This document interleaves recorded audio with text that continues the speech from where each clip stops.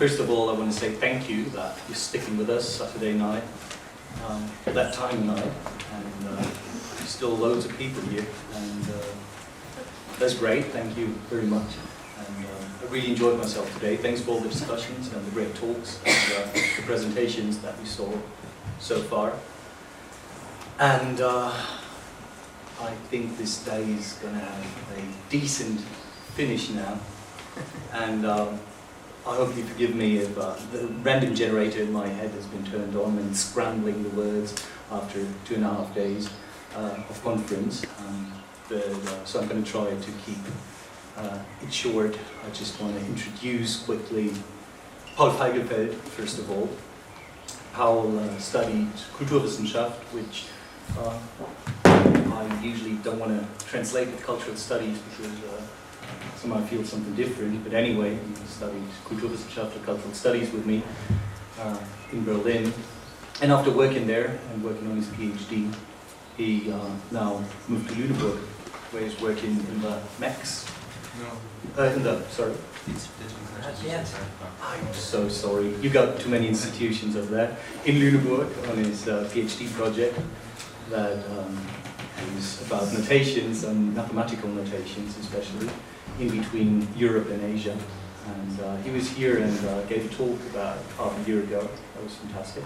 And I'm very happy that he's back to kind of moderate the discussion today and to give a few quick replies in the beginning when we start, together with Anne. And Anne, I know back from Berlin as well. She studied history, Kulturwissenschaft, and European ethnology. And she's working on a postdoc project right now, which bears the beautiful title, From Data to Cosmology. And we had the pleasure to listen to her before the great and first discussion we had here, together with Lukas Meyerhofer. And she's a research fellow at the MEX in Lüneburg. No, it's that one. The Institute for the Advanced Study of Media Culture and or of Computer Simulation. And I'm very happy that you're here again on the couch with us. I just introduced Daniel and Elie, so I'm going to skip you guys and go straight to Nikolaus Gansterer. I mentioned it before. Nikolaus is an artist who works somewhere in between theory, scribbling, building, thinking, Denken in Gefügen, I'd call it in German, in agencements, material ones. And he's gonna improvise on the discussion while it is going on. And I'm really looking forward to what's happening there. I feel absurd right now, described. And so I think I'm just gonna hand on the discussion now to you guys and see what the swoosh of contingency is going to bring, or whether it's going to occur, or whether we're going to make it out of this room at the end of the night. Well, thank you very much. Thank you. Well, can you hear me like this? Because I don't really think we need the microphone. First of all, I have to say I have absolutely no idea what to say. I'm in Iggy's words, I'm a total blank swan. So what I did basically when I tried to prepare the response this afternoon is, as many of you did, I went to the fortune teller outside, and she told me that everything's going to be alright and that I will receive a fortunate message at some point, which is probably Adani sitting next to me and helping me out. And well, I'm just going to briefly, I think, come up with some words and ideas that came to mind during the last couple of days and during the 3 talks that we heard this afternoon, which sort of circled around this concept of random constellations of contingencies, we might put it. And so we've seen reviews of radioactivity, we've had them rated in black stars. And a topic that came up very often was something that even in the last days you could hear very often was a concept of simultaneity or oscillation or interference. or even friction between different concepts as we had it. We have a friction between the derivative and its so-called underlying. We have interference between waves and particles. We have an oscillation or simultaneity between experiment and experiences,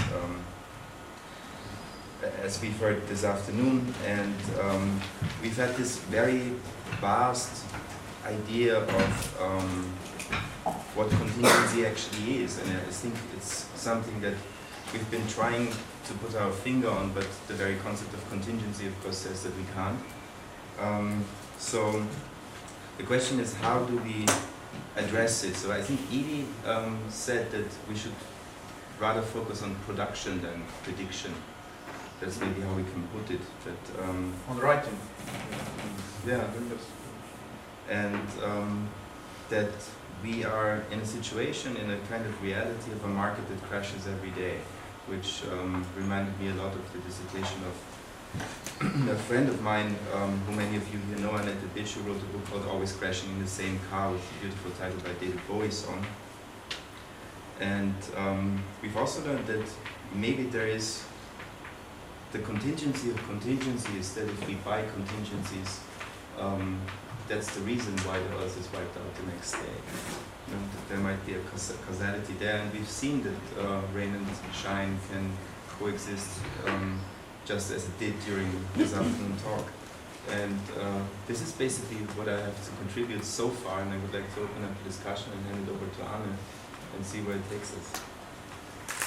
Yeah, I allow myself to do some really separated responses to the last talks, because I think they both encompassed completely different modes of thought styles, Denkstile, and also topics.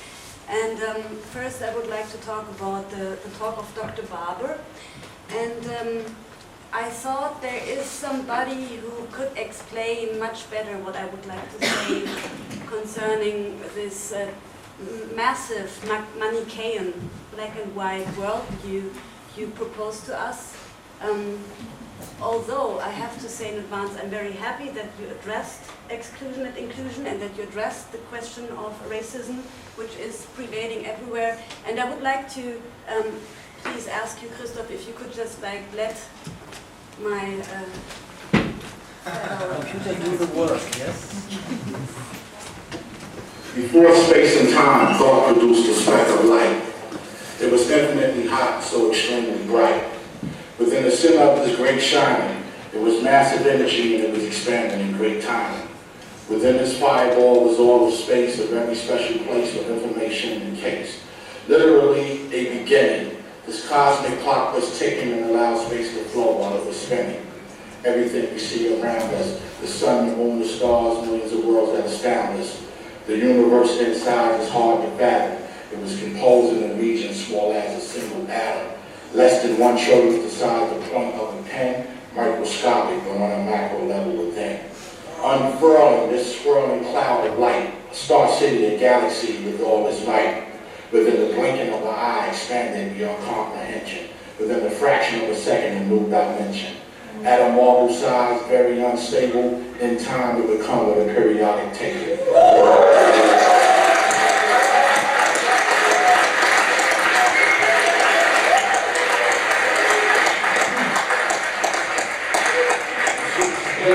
Was expanding faster than light speed, and moving at the rate only thought could exceed. A picosecond after the Big Bang, music of the spheres before the ears, the universe is now sang. Small enough to fit in your hand, a nanosecond later, it was the size of Mars and becoming greater. Fraction of a second later, 80 times the size of Earth.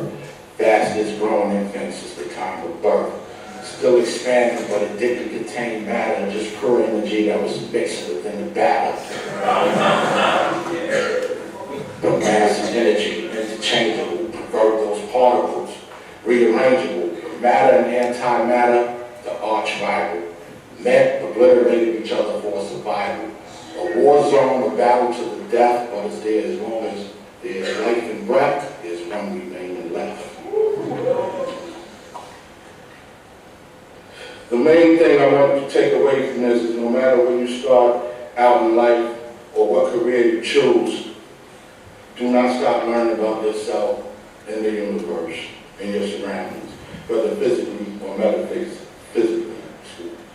Challenging myself to explore outside my comfort zone has enabled me to make amazing, brilliant new friends and colleagues, and given me the tremendous opportunity to speak to you here today. Thank you. So I would say that Gisela here has the same position as Kant. He is also saying that you should continue learning about yourself and about the universe, and that's also the way I would interpret Kant's search for the two infinities, the I and the bestürmte Himmel über mir. And that's also the point where I would like to start about your talk, because although I liked all the topics you said, I think you started from the wrong premise, and that's why your whole talk went into the wrong direction. You were saying that this conception of enlightenment produces, and you were then going to racism, is somehow humiliating, erniedrigen blackness. And for me, der bestürmte Himmel encompasses both. And I would say for Gisela as well, and he wouldn't probably have this kind of problem with that position. Which brings me to the next point as well, where you, in my opinion, also took not into account the position of the observer or how you look at things. Because if we would be owls, and if we could look and watch in the night would be day. And we are not owls, but we are trying to fly as the owl of Minerva, and you try to do that, I think, as well. Yes, and then the last point is something that you were talking about, of your definition of contingency, which seemed to me, who studied history for quite a while, more the definition of causality and casuality. And I have a problem because for historians, and that would also come to your point, which is really interesting, I have the feeling there is a return of historical thinking in new media, and there's a return of a certain methodology which is necessary. And I would all of you recommend to read Wilhelm Gustav Droysen's Historic, which was written in the 19th century and which in a certain way takes up problems that were caused through the dialectical thinking and through the revolutions of the turn of the Enlightenment, and who tried to make sense out of it. And I think this is just like a good starting point. And I'm sorry that I just became so passionate about it, but I am sometimes passionate, and I think you can deal with that kind of battle because we both like hip hop, and that's kind of a battle here we are doing. So that was my battle to that. So I don't know if this is okay, or if I could go to the secondary response that I have, or if we just make a stop here and you. Maybe I think. Yeah, I think we should give you Daniel the opportunity to reply. Yeah, I mean, could you just clarify again what the wrong premise was again? The wrong premise lies in the sentence. Sorry.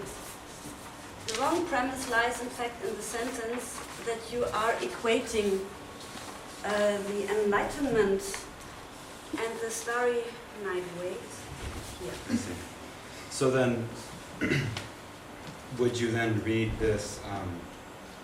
I just like I repeat that. Starry heavens are an imagine of enlightenment. First of all, there's a difference between starry heavens, I think, und dem bestürmten Himmel, but that's another thing. Are an imagine of enlightenment. When Kant links the law governing sociality to the starry heavens, that's also a question if die Suche nach dem inneren Ich, the search for the I, is already encompassing the idea of sociality. As the task of achieving the clarity that light has when it stands out against the black sky. I don't read that in this sentence. What is enlightenment? At the very last, it is the task of dividing the light from darkness, and that's manichaeish. That's a black and white word, and I would just say enlightenment was the point when people realized that thoughts throw shadows. And when it was possible to overcome a black and white worldview where you have the good and the evil. And that is and I'm standing here in the tradition of Kant and Gizza and Enlightenment at that point, making that up. Yeah, there's a lot of associations that you're making, so I'm not quite sure that I follow that. But let me just, a couple things. It's not, the central objection, as I understand it, seems to be Manichaeanism, right? That I'm, how should I put it? I wouldn't put it in terms of a Manichaeanism. I would simply say, because my claim, right, is that there's an asymmetry of light and dark, or of white and black. So the claim that I'm making is that, I'm playing with the image, although I'm not just playing with it, about the stars against the blackness. But my argument in terms of race theory, and I take it to be an essentially, since you're doing sources, I take it to be the argument of Fanon. It's an argument that comes out of also a sort of stream of thought that's oftentimes gone by the name of Afro-pessimism. Someone like Frank Wilderson, or Saidiya Hartman, Hortense Spillers, or whatever. Just right, and what I take from them is the claim that there's a fundamental asymmetry, or maybe a better way to put it would be a fundamental lack of analogy between the positionality of whiteness and the positionality of blackness. If you want to call them subject positions, you could. Although again, the subjectivity would not be analogizable according to this argument. So in this sense, it's not a Manichaeanism in the strict sense, because at least as I understand Manichaeanism, we're talking about two equal and opposite sort of, light and dark, white and black. As I understand Manichaeanism to be a strict duality, which would more or less be logically symmetrical. The point that I'm making is that blackness and whiteness are not symmetrical in the precise sense that whiteness knows itself and defines itself in terms of capacity, etc., precisely by taking distance from blackness. This was the quote from Christina Sharp that I made, right?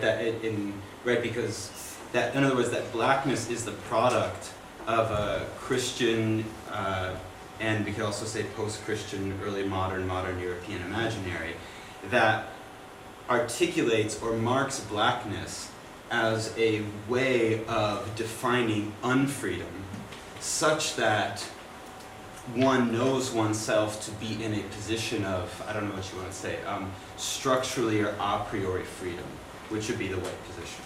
Now this is an argument that they've made. If you want to put it in Fanonian terms, to simply take the title of black skin, white masks, right? Fanon's argument is that blackness is a position of subjectivity or absence of subjectivity. We play with this term. But that it's the sort of position that in order to have a face, in order to have recognition, one has to put on a mask, and that mask always has to be white. So in this sense, there's no disjunct between non-black skin or white skin, which of course is a construct, but still, just to speak directly in these terms, that white skin, there's no disjunct between within whiteness there can be masks. I have a conflict between my projected persona and who I really am, and right? But that's a dialectic, that's an opposition, that's a drama, that's something that may or may not be worked out, but it's a work.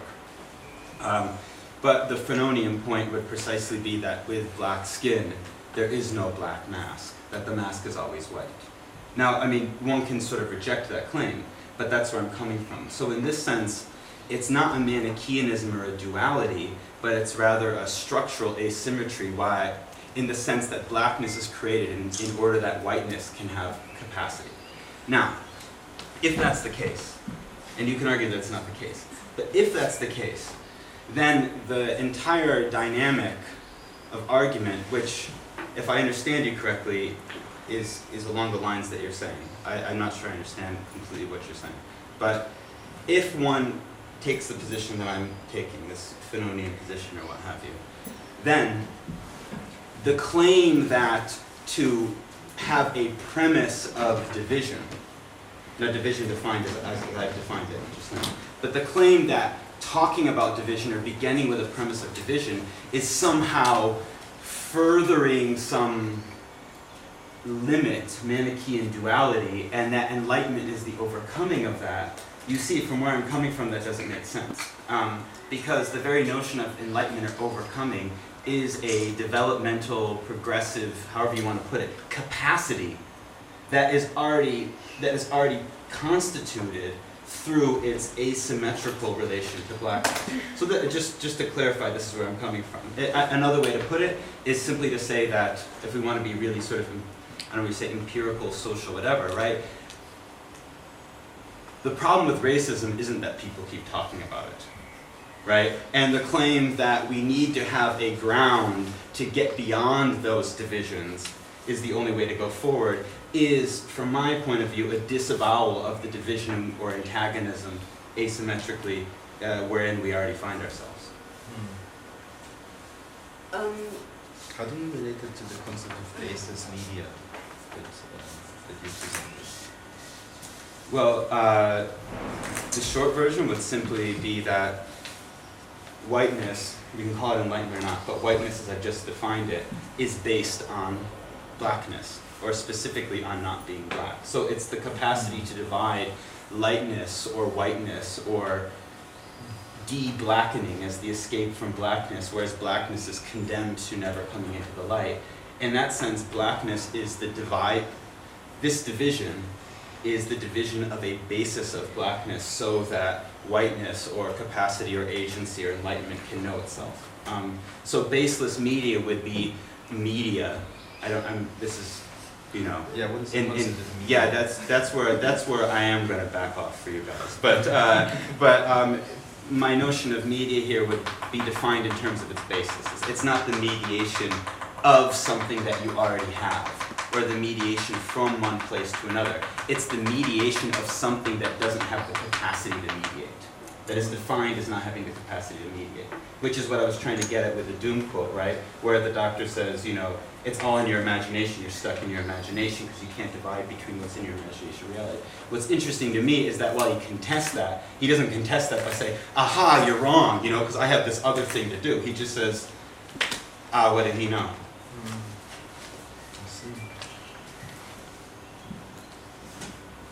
I would like to say something towards what you're saying. I'm fully agreeing with you about the Fanonian position and the problem of blackness and whiteness, and there's no point of discussing that.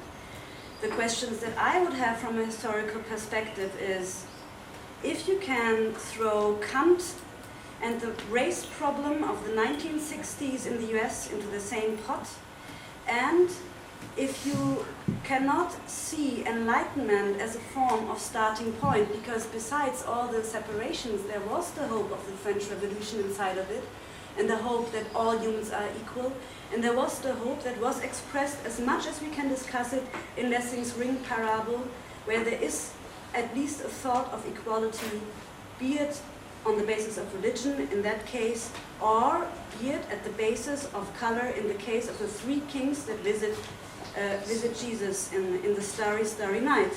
And these are thoughts and problems and things where I have the feeling that you are just making it yourself too easy to reduce something on a certain level. And that's my problem with it, where you in a certain way become like the doctor that is showing Mad Lib that he's just a black guy and that he's not seeing that you are doing the same thing with Kant and telling him he's a racist, although he just didn't know. And that's my problem. Wait, are you accusing me of reverse racism towards Kant? Yes, I do. And also an ahistorical, and that's my problem, and that's really, and that's why I say let's reread 19th century, the debates between Ranke and Preußen. We can never say how it was, and we both will not know what Kant was thinking about black people. There's actually writings on that. He says that they don't belong to humanity. They don't belong, okay, wonderful. They don't belong to humanity. And why does he say so? What is his position towards it? And why is he, on what basis is he saying that? And my point is just, even though you will know this topic much better than I, even it is like that. Still, can you compare Kantian, and how do you do that? And the way you do it, it's not coherent. Can you compare Kantian's position on the Enlightenment and the search for the inner self and the stars with the racism of the 1960s that had to be addressed, that was happening in the US and that still happens today? That is my problem from a scientific point of view.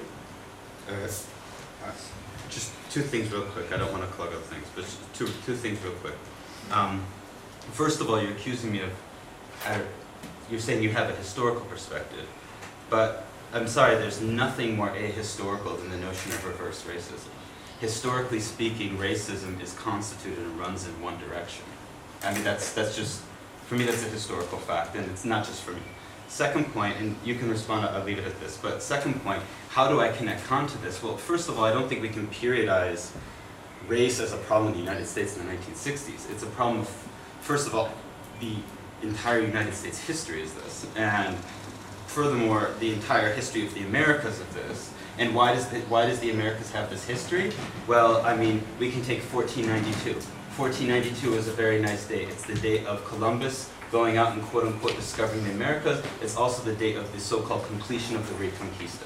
So for me, historically speaking, I would connect the modes of domination exerted towards Jews and Muslims in the European imaginary, which were central for the ways of conceiving the mode of domination towards Native Americans and Africans, and were looped back. I mean, I can go on and on about this, I stop. But the point simply is that to claim that somehow what Kant is doing as the inheritor and developer of a tradition of philosophy vis-a-vis Christianity that is central to European identity, to say, what does that have to do with race in the United States? I mean, the Americas are a racialized territory, like from the bottom up, if you want to put it that way.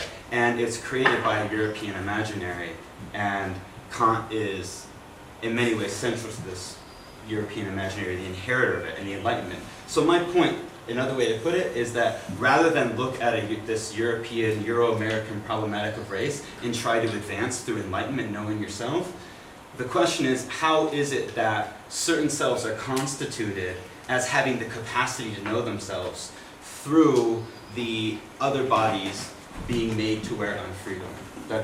And that's a historical matter. I mean, you can disagree, but I'm not being ahistorical. Okay, first, I agree with you on the latter full-heartedly, and you're 100% right. There we are really not disagreeing at all.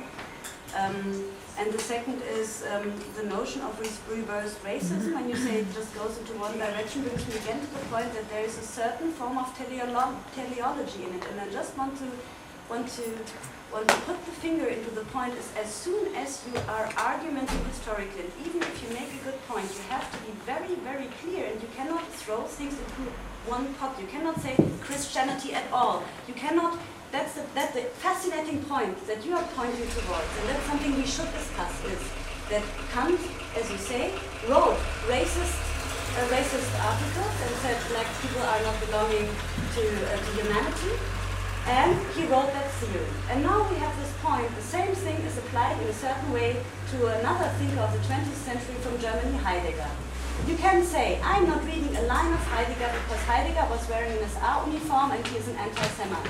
Or you can say, hey, maybe some of the thoughts are interesting, and Derrida did it in the same way. And the only thing I want to say, and that was my problem with Humanicaism, on a noetic, intelligible level, not on the level of race, is that it is a problem to divide that in black and white and just to bash it. I just want to bring it up to rethink it, and that's why I showed you that Gisler, in my opinion, has the same position as Kant. So you would like to divide Kant's theoretical writings from his writings on race? No, I just would say we should rethink. That's a very problem, that it is not black and white, it is always ambivalent, it is blurred, that the cast of light, the light casts shadow. Blank. Not black, not white, blank. Is a good point. Or waves, or interference. No, that's the third way. Or interference. Interference. Maybe this is a good point to actually shift the discussion a little bit. Yes, Christoph wants to say something? No? Of course, I wanted to quote Heidegger. I mean, you brought him up already, and he probably belongs here. So Heidegger writes in his Freiburger Vorträgen, I think 53. I'm just quoting this because I'm wondering what you make of it, and to come up with a question after it. Let me see, first the German, then the English version. Diese Dunkelheit ist vielleicht bei allem Denken jederzeit im Spiel. Der Mensch kann sie nicht beseitigen. Er muss vielmehr lernen, das Dunkle als das Unumgängliche anzuerkennen und von ihm jene Vorurteile fernzuhalten, die das hohe Walten des Dunklen zerstören. So hält sich das Dunkle geschieden von der Finsternis als der bloßen und völligen Abwesenheit von Licht. Das Dunkle aber ist das Geheimnis des Lichten.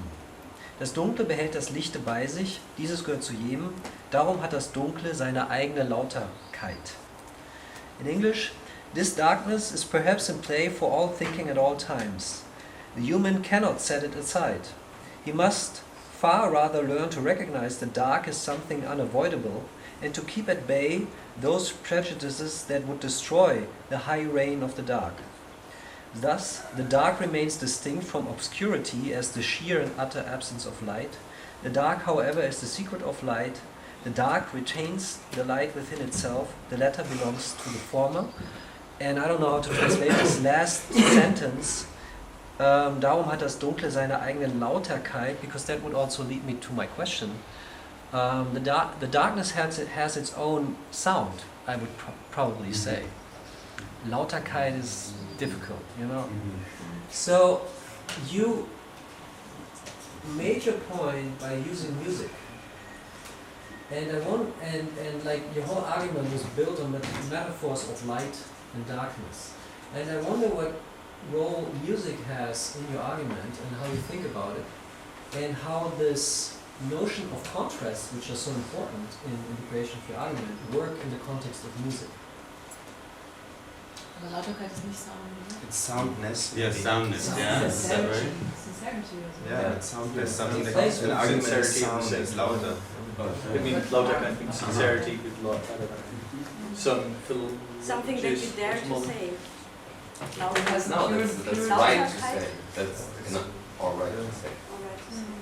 Yeah. Alright. Louder. As in your argument is sound. Sincere, yeah, sound. Yeah, it's a sound argument. Yeah, I see, yeah. Sound Yeah. argument. Yeah. Yeah, I mean that's like a great question in the sense that when I wrote this, I realized I was doing that, and I thought, somebody's probably going to ask that, and I should come up with an answer. But I don't really have anything to say, so I don't waste your time. But I mean, just very briefly, like, yes, I do think there's something about the sonic register, if we can put it this way, that offers a kind of, I don't know what you should say, escape or something like this from the degree of overdetermination found in the register of visibility. And I do think that's meaningful. So like the idea that Doom is spitting lightning, right? Or that when he looks up to the sky, he doesn't really see stars, he hears a voice and it's, very white. I mean, I do think that's meaningful. I'm not real sure exactly what to do with that. But I mean, in the Heideggerian sense, I think, again, this would be a great example. I had a quote that I didn't use from Adorno where he says something in his lectures on metaphysics where he talks about, basically the only way to get out of the metaphysics that's bad is to something like, I'm paraphrasing, but to, defy the miner's adage and to go as deeply as you can into the darkness without a lamp, and as deeply as possible, etc., etc. The only way that I would sort of add to the Heideggerian point is that for Heidegger, despite everything, darkness is still something to be encountered. I mean, and as much as he erases the subject, etc., still thought is a kind of encounter with the darkness. So darkness still is positioned as exterior to the act of thought. Whereas, to take the lines from Doom, this in a song called Raid, it's the articulation or the making of sounds, or it's the articulation of a darkness by and as which one is shall we say, Emotion rated. So, yeah.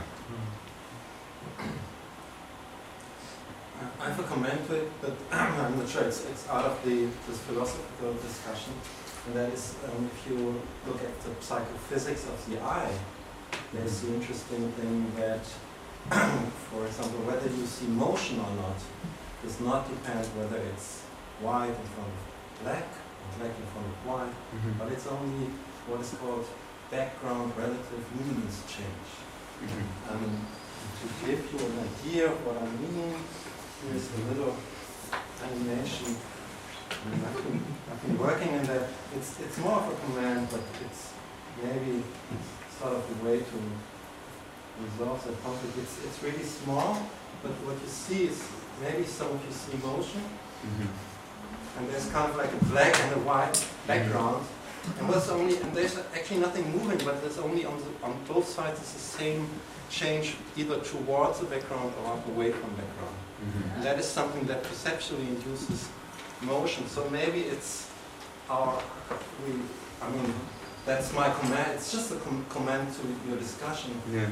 Trust your eyes. Yeah. Sorry. You'd probably say the opposite. You'd probably say that you shouldn't trust your eyes too much, or would I misquote you on that? Me. The question of visibility goes. So you see it. Generally, yeah. but Don't yeah, trust. Yeah. But on the other hand, you were just talking in images all the time. I mean, the way that you created an image of what a constellation is and how it relates is more poetry than theory, I think. But you have an impression of motion. Yeah. It doesn't resolve it, it's just take it as a command, maybe comment. I'm happy to push this forever, but I don't want to,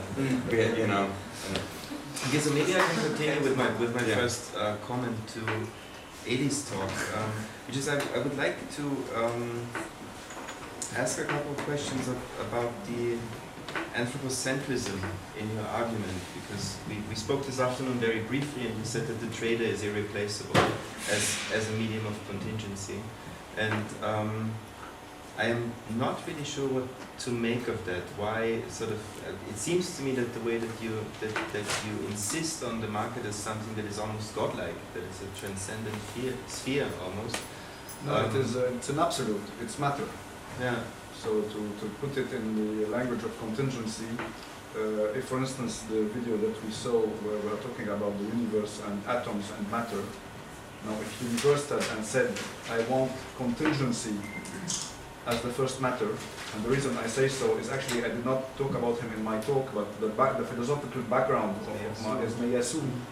So Meillassoux, who is a young French philosopher who has actually created the notion of radical contingency and absolute contingency, and he actually argues from Kantian premises. It would be interesting to comment on that later. But at some point he says, let's talk metaphysics a little bit again, he says, how about instead of having being as the first furniture of the world, or as the first ontology, let's have contingency. But contingency in the absolute sense, not in the sense that a contingent thing is contingent because it is that thing A or B or C. So it's not that it's contingent because it is what it is, as opposed to being something else. Absolute contingency meaning it is what it is, absolutely, but to the extent that it can be different, absolutely. I'm aware of Meillassoux' setting of sort of the absolute contingency and also an undogmatic contingency. Yeah, I think it's interesting actually. But I'm still trying to figure out how you manage to not make this into a theistic argument. Into? A theistic argument, a dogmatic argument about something that is sort of unfathomable and therefore godlike, something that we can't grasp. Yeah. I haven't figured it out yet, and I think there's an anthropocentrism in there, and there's a theistic idea in there. I mean, the human being as such has no place in my system. So it's true that I call him a trader because I'm thinking of the trader as a human being as opposed to a machine. Yeah. But I'm not doing an anthropology of the market, for one thing.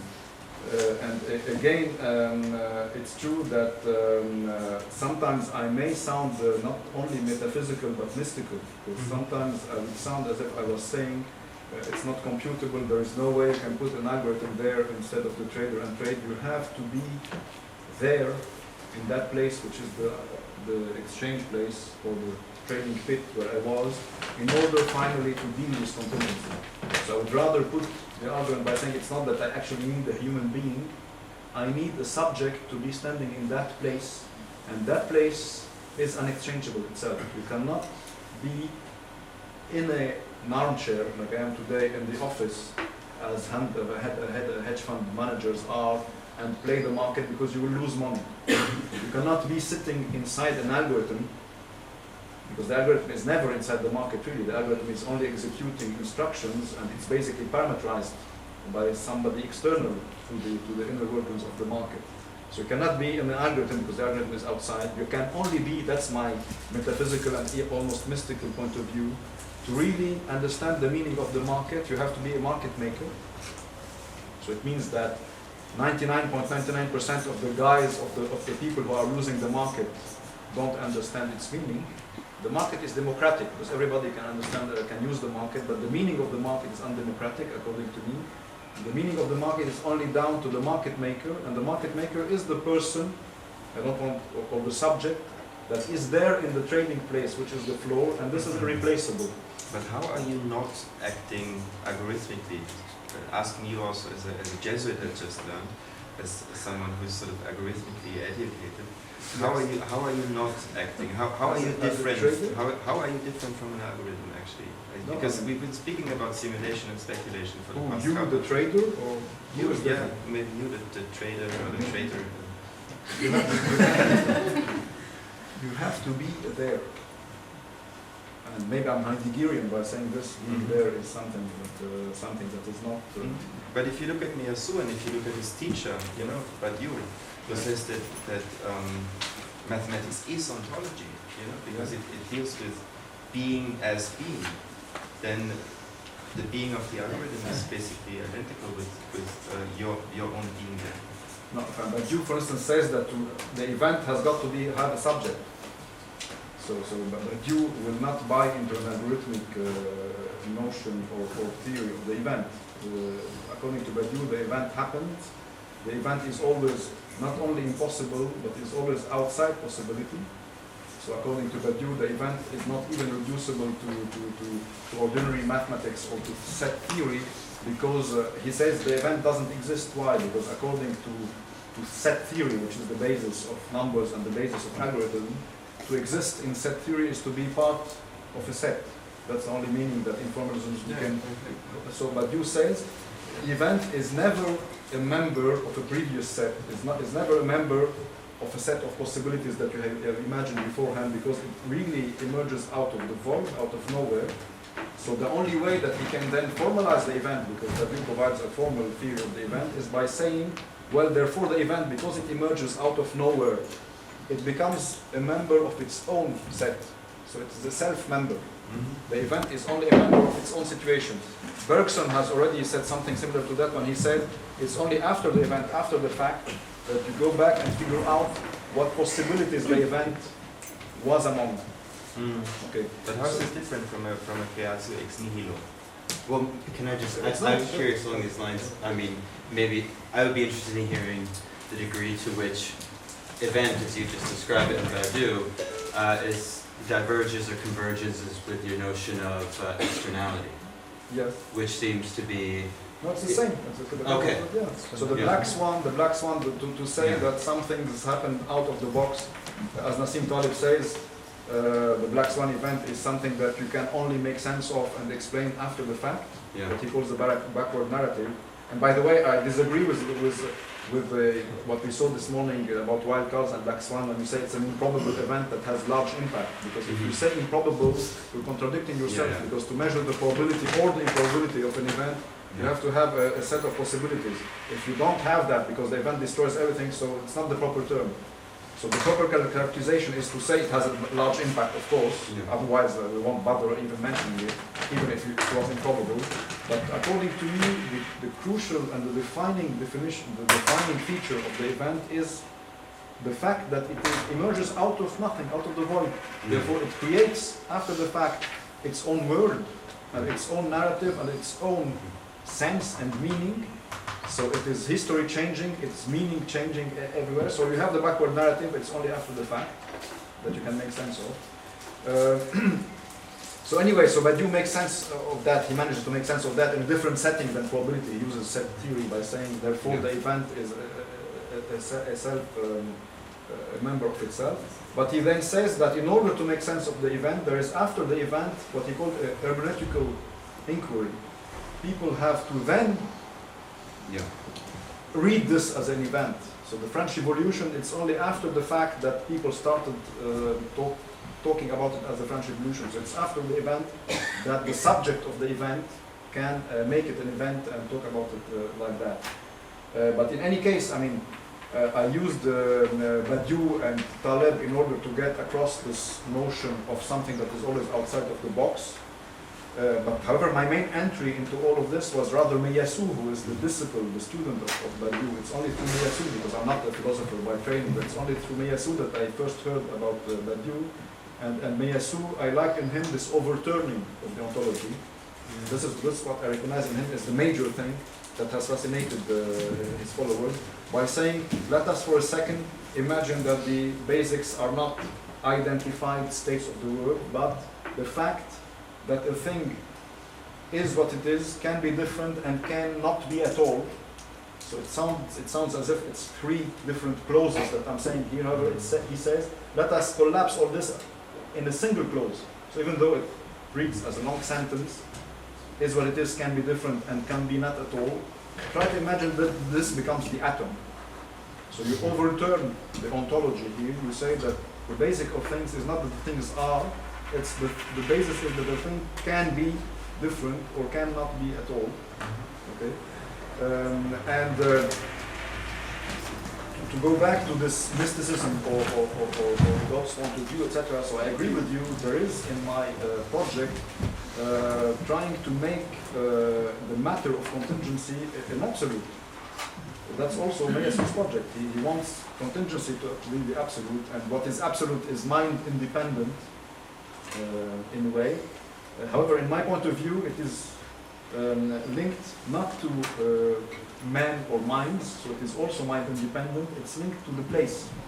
So what I bring to the game, to the table, is this idea that contingency in the market cannot take place otherwise than on the exchange place, and this,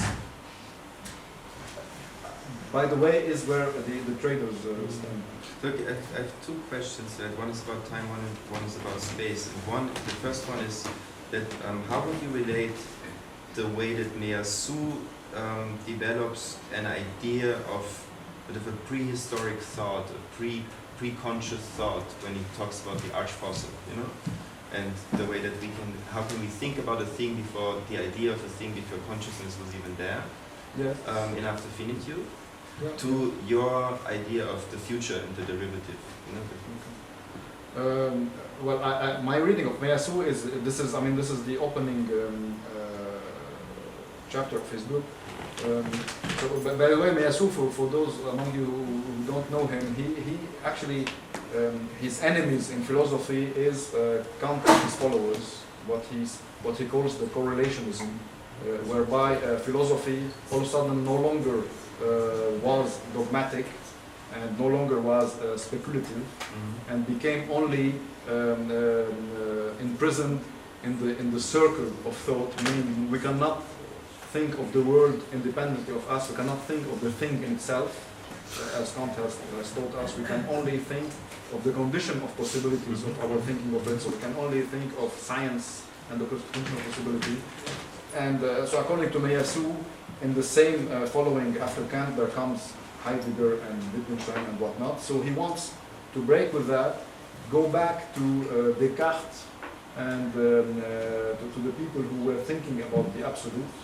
However, he doesn't want to be dogmatic. Okay,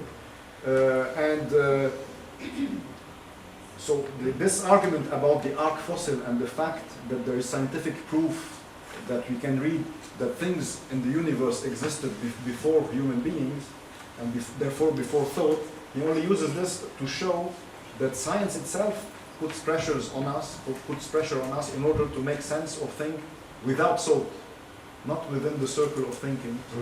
So we have to think, but again there is a kind of performative contradiction in this, but we have to think without thought. So it's very simple. I mean, this is what realists in philosophy have always been saying. I mean, the real world exists independently of thinking, the qualité première and qualité seconde. So he says, so Mayasu's project is to say, I want to be able to think of the thing in itself. However, I do not want to fall back to the pre-quantum kind of dogmatic metaphysics. And so the new thing in itself that he comes up with, and this is why his book has fascinated many, is contingency. So he proceeds with, in his book, which is a short book, with a very Cartesian style and way of reasoning philosophically, very clear, although you could argue that there's a lot of presuppositions and there is rhetorical things, so it's not very clear. Anyway, but in any way, the style is very clear, and he shows you, in a kind of logical proof, that the only thing that you can think necessarily, therefore the only thing worthy of philosophical investigation, because according to him philosophy is here to tell us what is the things that we have to think necessary. He shows you that the only thing that we can think is necessary is contingency. If I may, doesn't he show that, or isn't it more a notion of, so to say, using a medium of thought to transgress this medium of thought? Yes. And that's what I mean, and I think this is the point that we have to discuss if we want to understand that. And I think this is the link to your work, and I think this is also the link to what you've been saying before, because it's not like when he says he doesn't want to go back to some pre-Kantian thinking, like what he's talking about, I think is looking at this, a turn from not from the material to the abstract so much, but slightly more complicated. I think it's no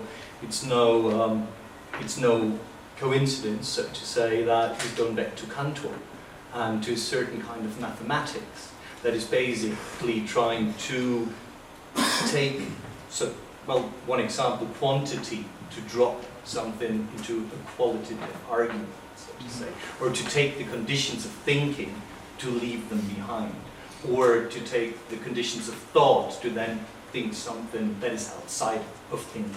And I think this is what I think you called at one point I call it the swoosh of contingency. That sounds like Nike. You had a better name for you. It was the strike of contingency, if I remember rightly. And I think it is this dynamic that kind of is trying, to set it apart from like a pre-Kantian. But what interests me there, if I just finish that, what interests me there, for me, it's kind of it's a figure that has a historical date, and you can find it in certain philosophies, but it's a figure of thought. Yeah, I found it myself in another reference, by the way. And I would like to track this figure of thought, so to say, to understand what is happening here, because what kind of intrigued me was this notion of a medium that is trying to transgress itself as a medium to reach this place outside of itself. And I think this is always the overlap that we're discussing here. That's like. But if we're talking about the medium, then we haven't spoken at all about practice in that way. This is this was my second question about space, and you said that there is a space of writing which is the medium of contingency that is separate from the space of stochastics or probability. And I really wonder how you can say that when you think about the rules that are imposed on writing, such as Markov chains, or it's one of my favorite things, the so-called Zipf's principle of the least effort, which basically states that the longer you write, the more you're going to start repeating yourself. Sorry? The more you write, the more you're going to start repeating yourself. I don't think so. If you are a genuine writer, that's the challenge. So, for instance, history never. This is a stochastic principle that has been sort of clinically proven. Yeah, but the market is not stochastic. Don't forget. At that point I could jump into, because it's really to historicize, and that really was one of the most fascinating points. The article where you say the kind of framing and posing market as something that is stochastically, where you're posing towards, where you say the market is contingent and it's not stochastic. The market is historical. It's historical. Yes. It's in So 1973. history, we write history. Typically we say we write history. We don't say we predict history. We write history. And history never repeats itself. It doesn't. And the So fascinating... here you go, that's the equation. The fascinating point is in 1973, when the first time this Black Scholes Merton paper about the stochastic calculus was written, is the year when the last country abolished the gold standard. That is the fascinating point, was the USA. That means this derivative thinking, this betting on something that is, again, this double lottery, comes in the moment when the last country abolishes the gold standard, and that shows, in my opinion, that your theory is coherent. According to a historical placement of really the change since 40 years that we are living in. And the other thing that I would oppose to is, yes, when the market is there, it's always there. But the funny thing is, there are, of course, societies, and there have been societies which didn't know the market, no? There were societies, historically, and even today, which haven't been in touch with this concept of market and with this kind of money and goods and this, what you're saying, the underlying and the stock. Yeah. That is also fascinating to just as a thought. But now it's there. Now it's there, and we cannot make it. We cannot return it. There is, yeah, and it never, yeah. So is writing a way out? Because this would be my next question. Why write a book? Because does the market actually care about this book? Does the market care about writing? No, I mean the market, writing is true that I use this metaphorically, but it's not only metaphor, as I said, there is something into it. Again, to repeat, what I understand by writing is anyone who is not doing prevision. Mm-hmm. So let's not forget that I completely am against prevision and even vision. If you talk about black and white, if you talk about things you don't see because they are black, like the black swan, or things that you see for sure, which are the white swan, you are basing your epistemology on vision and therefore prevision. Mm-hmm. But I dismiss the two because I say it's not a matter of prevision.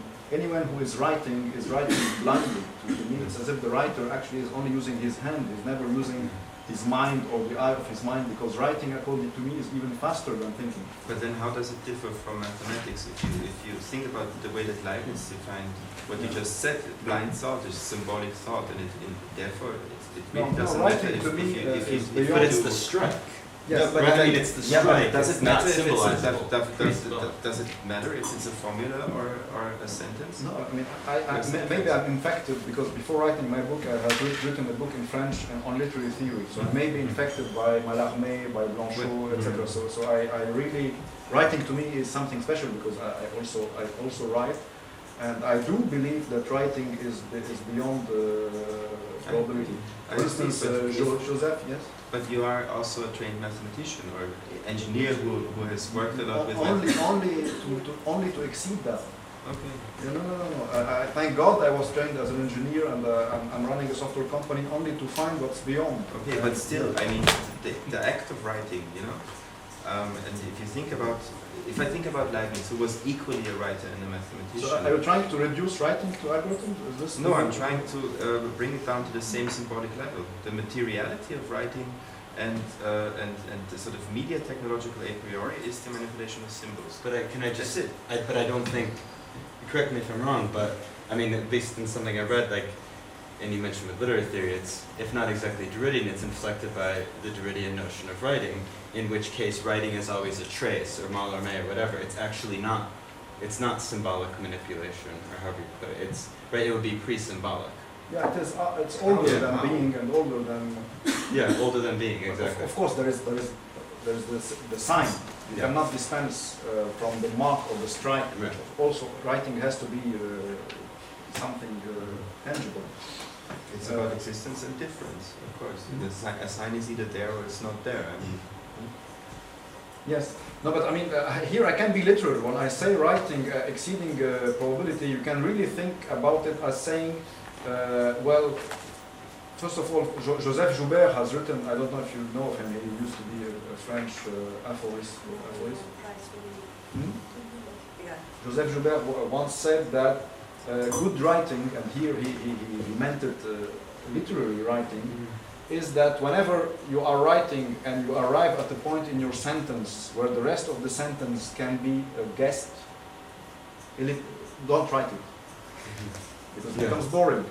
And You this see what I mean? So it's basically, he's telling you, when you write, you have always to fork outside what becomes predictable, because otherwise boring your reader if he could guess in the middle of the sentence that yes, the sentence is going to end this way. So this I call the process of writing literary in that case, where really to be writing you have always to be surfing above the boxes and jumping to another one. There is a thought in Maurice Blanchot who says that literary books can have in them thoughts which are as difficult and as deep as philosophy books, provided they are not yet thought. Yeah. And I think this goes back to what Marian was saying, thinking out of thinking, using a medium.